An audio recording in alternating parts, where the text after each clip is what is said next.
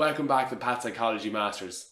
I'm back at it again after a crazy couple of months, and it feels good to be back telling you about something really interesting that I learned this week.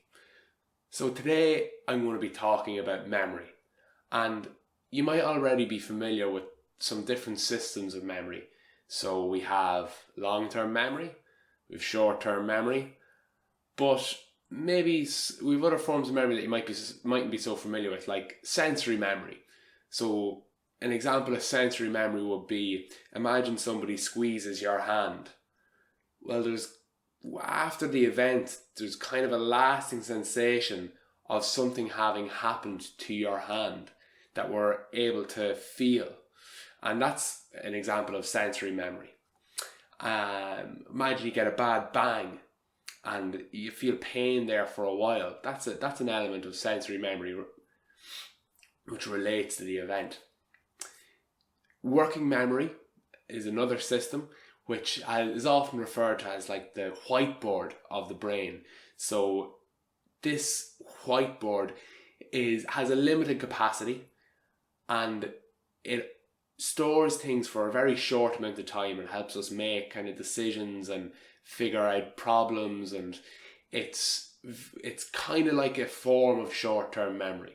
But I'm actually not going to talk about these systems today. What I'm going to talk to you about is two different qualia of memory, or two different types of memory, which can kind of cut across these different systems. These two qualia are called prospective memory and retrospective memory. So I think when we think of having a good memory, or when memory is used in everyday conversation, we're typically talking about retrospective memory. So our memory for things that have happened in the past, that have happened to us, maybe autobiographical memory, or that have happened in the world, kind of like a semantic memory for different facts. So I don't need to really go too deeply into that, but prospective memory was something I suppose I'm familiar with, but I had never heard the term used. And prospective memory is basically our memory for remembering, or remembering to remember. So, for instance, I'm going to college tomorrow morning. I must remember to bring my wallet, my keys and my phone. Or, I've that class in the morning, need to get that homework done before that. Or, I've training tomorrow, I must remember to clean my gear before I go in the car. That's prospective memory, remembering to remember. And these types of memory can be tested experimentally. So retrospective memory, just an example of a test of that could be a word recall test. So let's say I list out 10 words to you, and there's a break, and then you try and recall them. So we can run one now.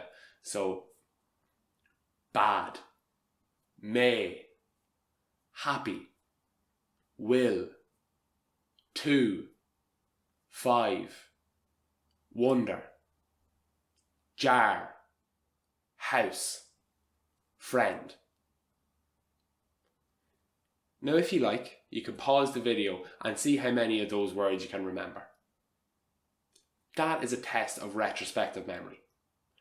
So, a test of prospective memory example would be something like a conditional instruction. So every time I say the word bed, I want you to increase the volume of this video. That would be a test of prospective memory.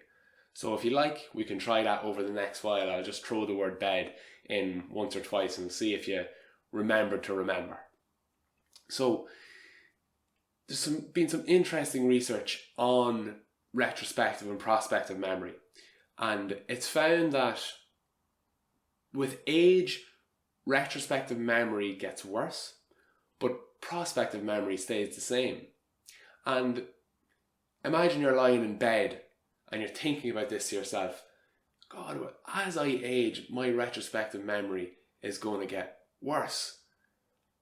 But at least my prospective memory should stay the same if I remain healthy. And then you get out of bed and you realise all is not lost.